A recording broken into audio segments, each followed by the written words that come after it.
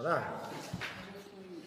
Senhor Deus, Pai querido, Pai amado, venhamos te louvar, venhamos te glorificar, venhamos te exaltar, Senhor, porque Tu és um Deus tremendo, um Deus maravilhoso, um Deus presente, Pai da eternidade, príncipe da nossa paz, porque Tu és Senhor e Salvador das nossas vidas, um Deus de amor, um Deus galardoador e um Deus provedor.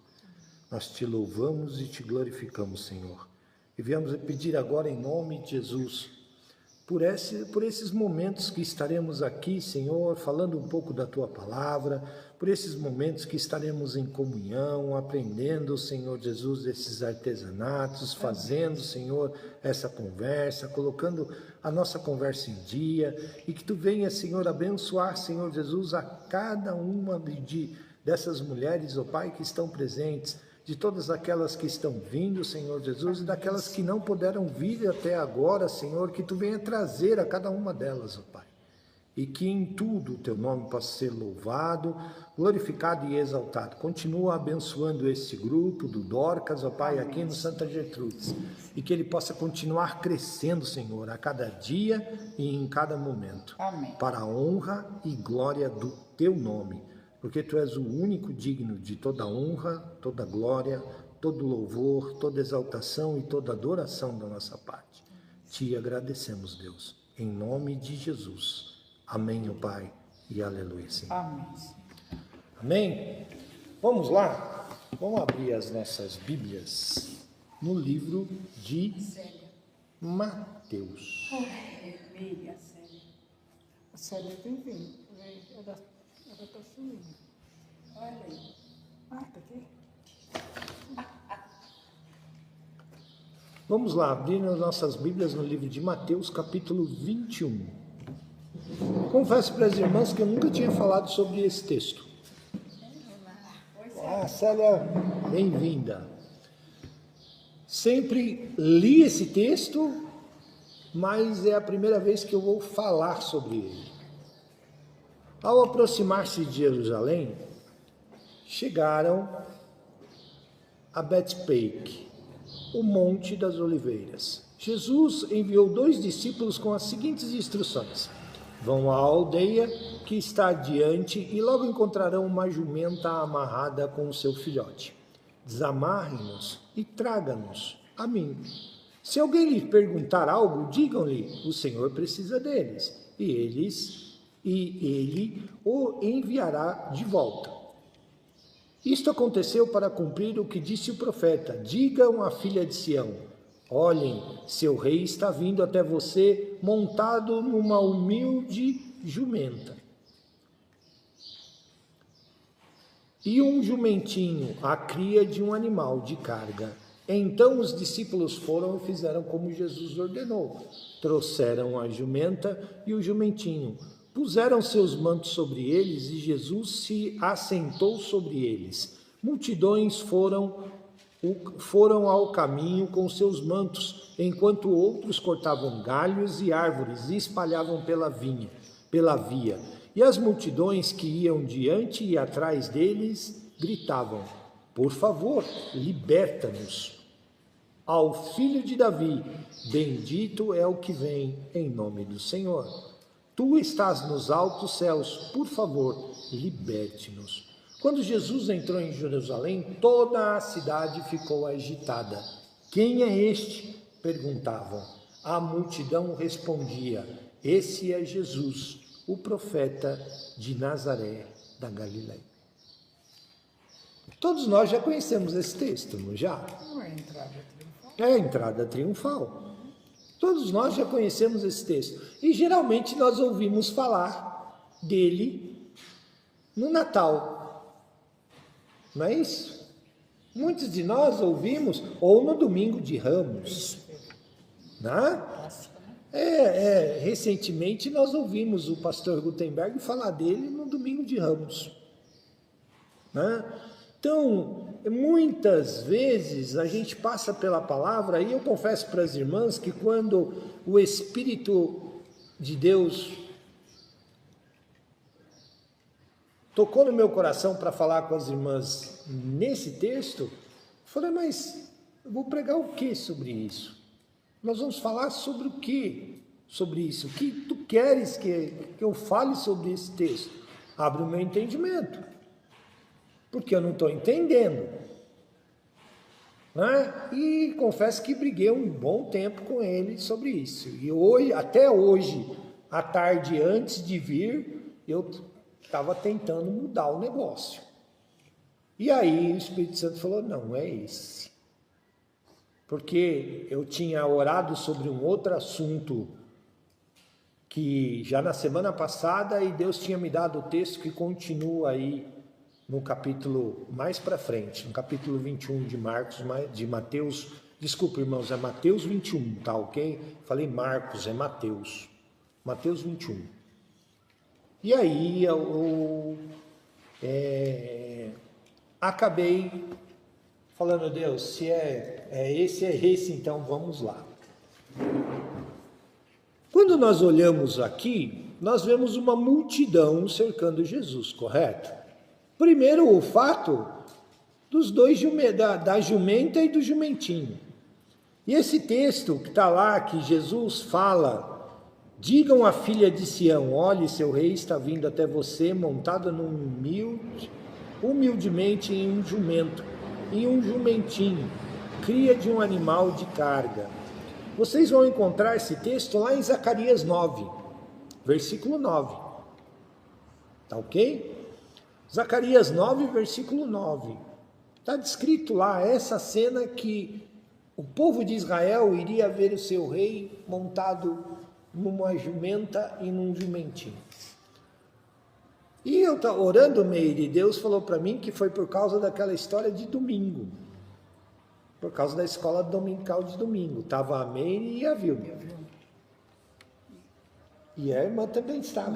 Não. Desculpa. Olinda. Ah, Olinda. E aí o que aconteceu? Jesus veio, lembra que nós comentamos que Jesus veio a primeira vez para quê?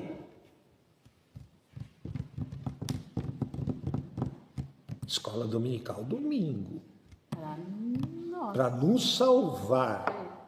Jesus veio como meio de salvação, enquanto Israel esperava um rei. Para governar, um rei libertador, um rei de guerra. Né?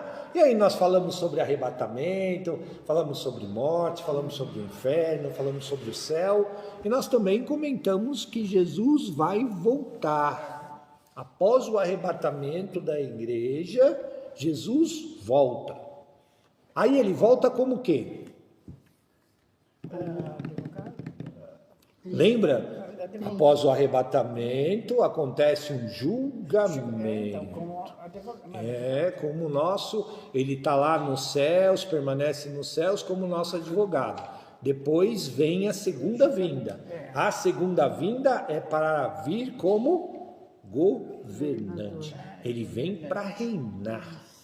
Por isso que a Bíblia descreve que vai ser um ato grandioso. É um ato de glória, que todo olho verá, e será um acontecimento que não terá como negar. Mas nessa vinda aqui como homem, Jesus vem como Salvador. Mas Salvador do quê? Daquela situação que Israel estava passando? Não. Como Salvador das nossas almas. Como meio de cura. Jesus não se misturava nesta vinda aqui, ele não se misturou com política. Por isso que ele fala, dai a César o que é a César e a Deus o que é de Deus. Ele não se envolvia. Ele conversava, ele conversava com políticos, conversava, tanto é que 2 governantes conversaram com ele. Quem lembra quem são? O rei lá que se revoltou, não é? Não, quem foi primeiro que quis interpelar Jesus? dois quiseram conversar com ele. Um, até a mulher dele, teve um sonho à noite, Pilatos e Herodes. Ah, Herodes. Nossa. Interpelaram Jesus. Foram os dois únicos políticos. E na presença deles, ele falou muito pouco. Porque a primeira vinda de Jesus nessa terra como homem, não era essa o efeito principal. Mas o povo diz o que quando Jesus entra em Jerusalém?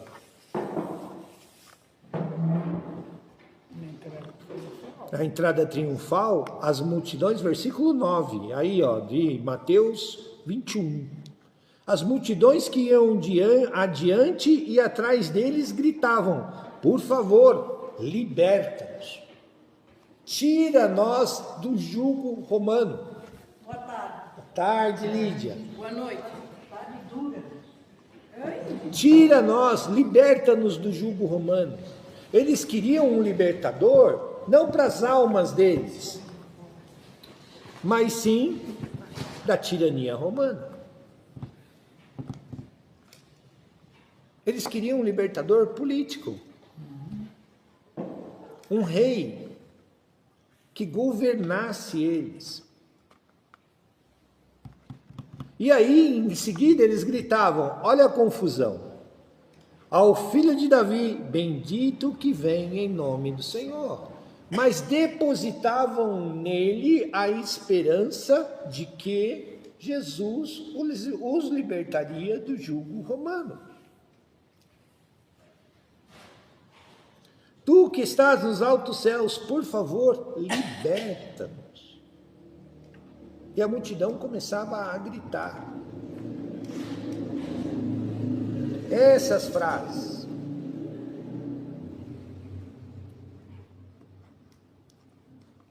Aí olha só a confusão.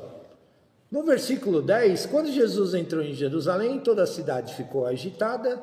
Quem é este? Perguntavam. A multidão respondia: esse é Jesus, o profeta, de Nazaré, da Galileia. Será que muitas vezes hoje nós não temos essa confusão?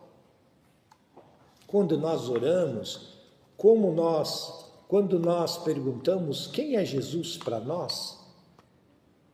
Quem é Jesus para nós? Eu confundo quem é Deus e quem é Jesus. Para mim é tudo igual às vezes. Que isso, menina? Sendo sincera, ué. Eu vim aprender na escola dominical. Eu ficava assim, quando o testemunho de Jeová parava na porta de casa. Deus, Jesus, Jeová. É tudo igual. Então, aproveitando essa deixa, Vilma, quem é Jesus para nós? Quem é Jesus para você? Que deu a vida por nós. Que deu a vida por nós, Ele é o nosso Salvador. Mas será que nós estamos preparados, por exemplo, este povo aqui, o povo de Israel, até hoje não está preparado para o Jesus Salvador. Eles vão ter Jesus. Na segunda vinda, Jesus começa o seu governo por Israel. Eles ainda não acreditam. Não. Né? Eles não acreditam que que o Salvador já Sim. veio. Eles estão esperando ainda a vinda dele. Mas um Jesus rei, Um rei, como rei. para governar. Né? Agora, quem é Jesus para nós? Qual é o tipo de Jesus que eu estou precisando na minha vida? Neste momento. Que me perdoe. Que me perdoe, Ele já te perdoou lá na cruz. Ele levou sobre si todas as nossas dores, todas as nossas enfermidades e todos os nossos pecados lá na cruz. Basta eu viver isso. Mas é todos os pecados? É todo quem te... Todos aqueles que eu confesso para Ele. Então você está paga de Então eu preciso confessar para Ele todos os dias. Eu preciso pedir perdão para Jesus todos os dias. Kleber, você pede perdão pelos seus pecados todos os dias? Peço. Kleber, mas assim, é uma coisa assim que eu vim aprender, mas sempre tive a rebeldia e minha mãe, uma pessoa de 40 anos dentro da Assembleia, a congregação, minha mãe é uma pessoa muito amarga, muito difícil de lidar. Eu tive um irmão assassinado, tinha 12 anos. E aí a avó do meu filho, sempre espírita, ela falou que ele escolheu a forma dele vir. Essa era a forma dele vir, dele ter passado e isso. Aí a gente vê, né, o ladrão e lá, né, Jesus Cristo perdoou o ladrão que ele pediu perdão. Mas, cara, independente de tudo, você entender que uma pessoa tirou a vida do outro e simplesmente pedir perdão para Deus e estar salvo, é uma coisa que foi uma rebeldia muitos anos dentro da minha casa e até de mim. Por mais que a avó do Vinícius tentava me explicar, era uma coisa que eu Não, tudo bem, eu não consigo entender isso, por exemplo. Você não se Você quer ver? arrepender, não adianta pedir perdão. Não adianta pedir perdão. Então, mas é o que tá, igual tu fala, igual ontem, o tio da minha prima se enforcou lá no Paraná. Só que assim, é um tio que eu vi quando eu era criança. Ele ficou preso 2 anos, que segundo ele mexeu com a enteada da mulher dele. Só que quem denunciou foi a avó da menina. Pagaram advogado, fizeram banco, não adiantou, ficou 2 anos preso. Saiu tem 1 ano. Minha tia morreu tem 1 ano e 2 meses, a mãe dele tem 10 meses. E agora diz que ele mexeu com uma outra sobrinha, pediu para a sobrinha não contar, a sobrinha contou. Eu acho que com medo dele ir preso, ele se enforcou. Aí até quando vieram me contar, eu falei, me desculpa, eu não tenho dó. E era para fazer uma vaquinha do cachorro. Eu falei assim, eu também não vou ajudar. A quem cabe o julgamento? Porque eu tenho minha filha. Mas, Kleber, me desculpa. Não, tudo bem. Eu não... Não, tudo bem, mas vamos usar o exemplo dos 2 ladrões lá na cruz. Quantos ladrões tinha? 2. 2. Um se arrependeu e pediu perdão para Deus. O outro se arrependeu? Não. Mas os 2 pediram para Jesus. Os 2 pediram, não pediram? O que não se arrependeu pediu também? Também, ele pediu, se tu és Deus realmente, tira-nos daqui. Mas ele duvidou, né? Ele também fez um pedido. Kleber, mas roubo é uma coisa, Kleber. Não, eu sei disso, Vilma. Só que assim, quando nós rezamos o Pai Nosso, quando nós oramos o Pai Nosso, quando nós oramos o Pai Nosso, o que nós falamos? Perdoa as nossas dívidas como nós perdoamos os nossos devedores. Nós oramos isso todos os domingos. E tem gente que faz a oração do Pai Nosso todo dia. Qual é a medida de perdão que Deus vai usar para nós? Mas se quer A mesma que nós usamos para perdoar os outros. Aí é que está o problema, Vilma. Deu para entender? Não. Não? A mesma medida que eu uso para perdoar o próximo é a mesma medida que Deus vai usar para julgar os meus pecados. Então, se eu não libero perdão para o outro, eu não posso cobrar perdão de Deus. É uma parte que é difícil, essa parte, porque É complicado? É. Você quer ver um outro exemplo? No mesmo exemplo de cruz. Jesus estava entrando aqui em Jerusalém e logo mais para frente ele sabia que ele ia ser crucificado. Que aquela mesma multidão, e é esse ponto que eu quero bater com vocês. Por favor, liberta-nos. Bendito o que vem em nome do Senhor. Por favor, liberta-nos. É a mesma multidão que dias depois iam dizer, crucifica-o. e a gente fala assim, Mate ele. se meu irmão fosse igual meu sobrinho, droga, bebida, fizesse o que faz aí meu sobrinho, a gente já tá até calejado, né? Mas não, eu tinha 11 anos, eu não ia nem para baile. Quando ia, meu pai ia atrás para ver o que ele estava fazendo. E meu pai falava, não sei o que o Walter fica fazendo lá, encostado na parede, olhando os outros dançar. Mas meu pai ia atrás. Se envolveu com uma mulher que infelizmente levou...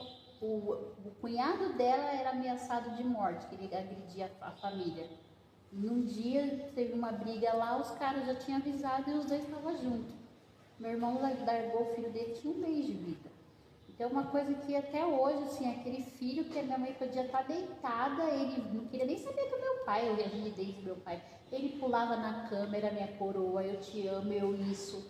Ele tinha uma doença que a minha mãe fala que talvez hoje poderia descobrir que às vezes ele acordava com o rosto desse tamanho inchado e a língua para fora. E os médicos nunca descobriam. Minha mãe achava que era até macumba, sabe? E meu pai saía com as putaiadas da vida. E um dia uma falou que minha mãe ia ter um filho doente. E ele nunca chorou, ele era um negro, do cabelo liso, lindo, lindo, parecia um índio. Minha mãe falava que se ele tivesse vivo hoje, minha mãe fazia um DNA, porque meu pai acha que aquele menino foi trocado no hospital. Mas foi muitos anos de rebeldia.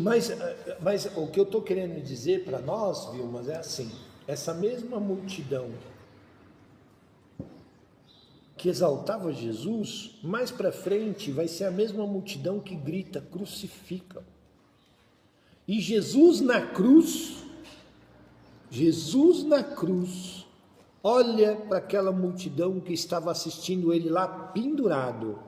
E o que ele fala? Quem sabe? Quais foram as palavras de Jesus, as últimas palavras de Jesus na cruz? Perdoa-lhes, né? Porque eles não Perdoa-lhes porque eles não sabem o que estão fazendo. Depois de tudo isso aqui. Ah, mas eu não sou Jesus. Realmente nós não somos. Senhorzinha, A Jordina, ela desce, né? Tem que trazer ela para cá. Nós não somos. Até ela descer lá, ela já caiu. Nós não somos Jesus. Eu não tenho ainda essa maturidade espiritual para perdoar aqueles. Só que nós temos que ter a ciência. Nós temos que ter a consciência que o julgamento, em primeiro lugar, o julgamento em relação às pessoas que nos fazem mal, cabem a quem? A nós? A Deus. A Deus. Eu tenho ódio, porque eu nem conhecia, eu não sei quem que era, eu não sabia da história direito. Às vezes ainda é mal contada, meu pai e minha mãe não gostam de falar. Mas faz mal ao seu coração. Mas quando eu vejo a minha mãe, eu começo a lembrar, eu fico me perguntando, porque assim, mandaram eles se ajoelhar e deram um tiro na cabeça. Então, em referente a isso, Vilma, eu te aconselho a fazer o seguinte: não julgue. Ah, eu não consigo, Kleber. Peça a Deus para que tire esse sentimento do seu coração. Por quê? Porque o Pai Nosso é claro. Perdoa as nossas ofensas, perdoa as nossas dívidas, assim como nós perdoamos aquele que nos tem ofendido. Então, se eu não libero o perdão... Mas eu vou liberar perdão para quem? Eu nem sei quem foi. Então, mas é uma coisa que incomoda o seu coração. Peça que o Espírito Santo tire esse incômodo do seu coração. Deu para entender? Porque isso te rouba a paz. Quantas vezes nós carregamos sentimentos dentro de nós que nos roubam a paz? Ah, mas você não tem sentimento que te rouba a paz? Acho que a Arlete e a Nimeire estão sabendo que tem uns negócios aí que tá... Uxi! Sábado eu cheguei em casa, fui dormir no domingo às 4 horas da manhã. Eu vim dar aula na escola dominical, aí eu tava... E eu estou pensando no... Você está falando, eu estou pensando nisso. Entendeu? Mas esse foi um texto que Deus me levou durante aquela madrugada de domingo. Na madrugada de domingo, fala, Deus, falou, e aí? O que você acha disso daqui? Você acha que foi fácil para o meu filho olhar para aquela multidão e dizer, Pai, perdoa-os porque não sabem o que fazem? E aí Deus me levou para o Pai Nosso, para a oração do Pai Nosso. Perdoa as nossas dívidas como nós perdoamos os nossos devedores. Então, quando eu não libero perdão, eu estou fazendo mal para quem? Para aquele com quem eu não libero perdão? Não, para a gente mesmo. Para a gente mesmo. Para a gente mesmo. Isso que eu falo pro Zé. Está gravando, não tem problema. Ele não libera. Então, eu falo, gente... Né, isso traz problemas para nós mesmos. Sente mal, um dia eu... É o outro que vai se sentir mal? Não, o outro não está nem O outro não está nem aí. Nem lembrando do assunto. Muito pelo contrário, quanto mais mal ele te vê, melhor para ele. Melhor para ele. Essa já é a intenção dele. Agora, quando eu libero o perdão e entrego na mão de Deus, só que tem uma coisa, Vilma. Se tem uma coisa que eu aprendi lendo a palavra e vivendo a palavra, tentando viver essa palavra, Deus é um Deus justo. As coisas não passam impunes diante dos olhos de Deus. Não passam. Tudo bem? Tá certo? Então, mais cedo ou mais tarde? Mais tarde pode parecer aos nossos olhos, mas o tempo de Deus cabe a Ele. A justiça de Deus é feita e ela vem. Só que quando ela vem, quando Deus acontece um julgamento de uma situação, é uma coisa que nós falamos na escola dominical. Lembra disso? O julgamento de uma situação tem o advogado, a vítima, o pseudo, o promotor, o juiz, as testemunhas. Tem tudo isso, não tem? E aí, quando o juiz julga uma causa, ele julga só um lado da história ou ele julga os dois lados da história? Os dois lados da história.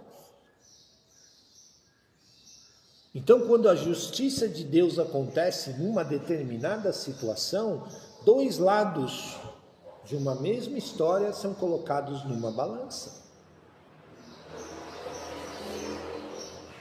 Deus, eu apresentei essa causa diante de ti. E foi o que aconteceu com essa multidão, porque eles pagaram com a própria língua deles. Liberta-nos, hosana e tudo mais e tal, ou bendito é o nome do que vem, em nome do Senhor e tudo mais. Dias depois estão gritando, essa mesma multidão está gritando, crucifica-o. Essa mesma multidão. Aí Jesus foi para a cruz, morreu, ressuscitou ao terceiro dia e tudo mais e tal. Lindo, bonito, maravilhoso.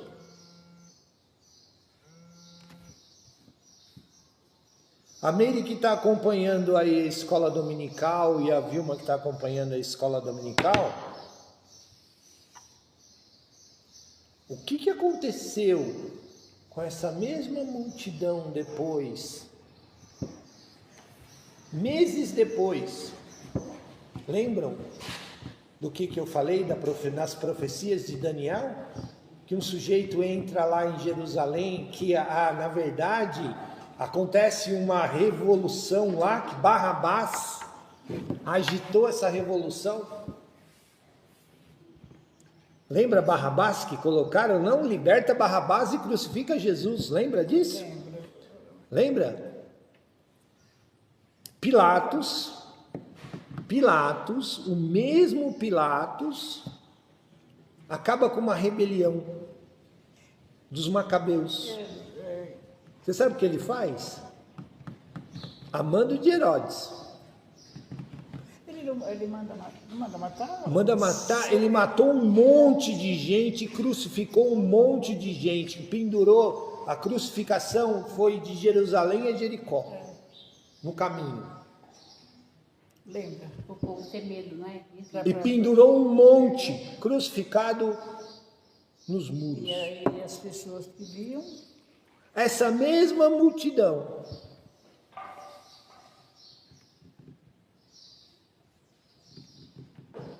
colocado pelo mesmo Barrabás que eles pedem para soltar. E as pessoas que viam ficavam... Deus fez a justiça? Ou se fez?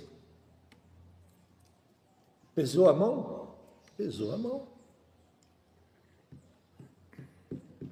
Sobre o mesmo povo. Ah, Deus é amor, tal, mas nós esquecemos muitas vezes que Deus também é justiça. E quando a justiça de Deus vem,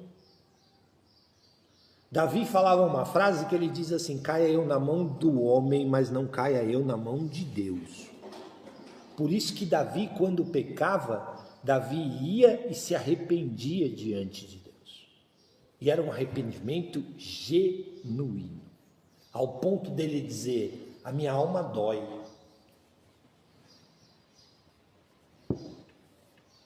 Porque ele sabia que Deus era justo e que Deus julgava a causa. Então, quando esses sentimentos vêm no nosso coração, entregamos eles primeiro diante de Deus e fala assim: Deus, tira toda a revolta, tira todo o ódio, tira toda a vontade. Vocês estão acompanhando a situação que nós estamos passando lá? Dá vontade de catar no pescoço e esganar? Sábado dava vontade de voar por cima da mesa. Mas tem que ficar quieto. Por quê? Porque a justiça de Deus. Mas não ache vocês que eu não chego em casa, eu não oro e falo: Deus, seja a minha justiça. Opera a tua justiça. Só que eu tenho que lembrar que a justiça tem dois lados. E a palavra também diz que Deus não tem o culpado como inocente. Tudo bem? Ou seja, se eu estou na minha razão, a mão não é pesada sobre mim.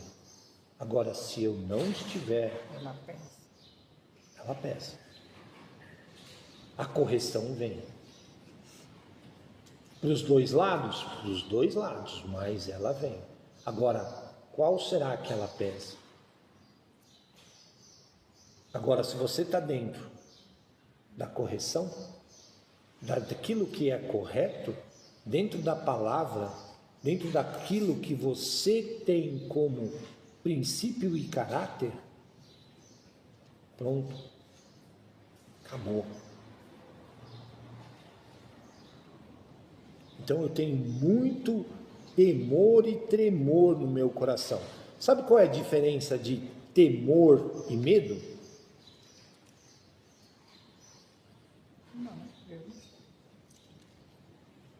Quando você teme uma causa,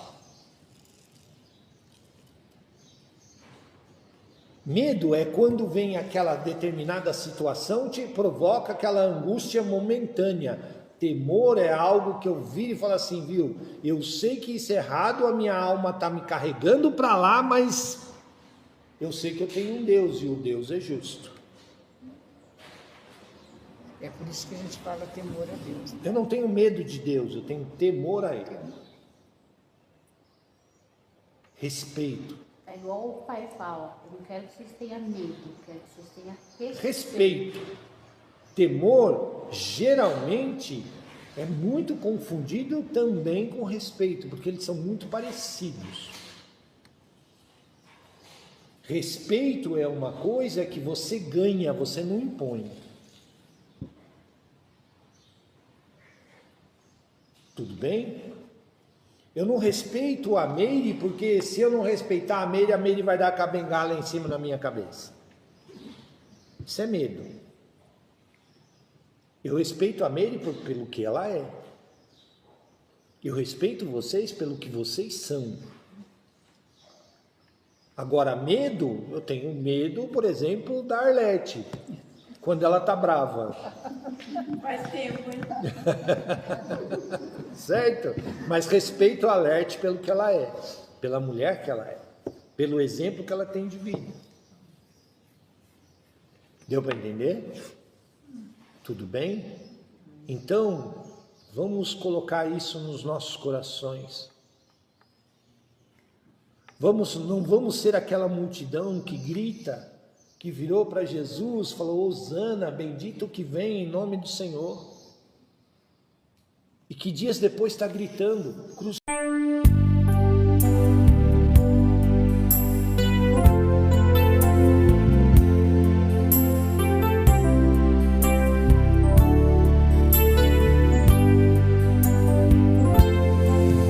Hosana, Hosana.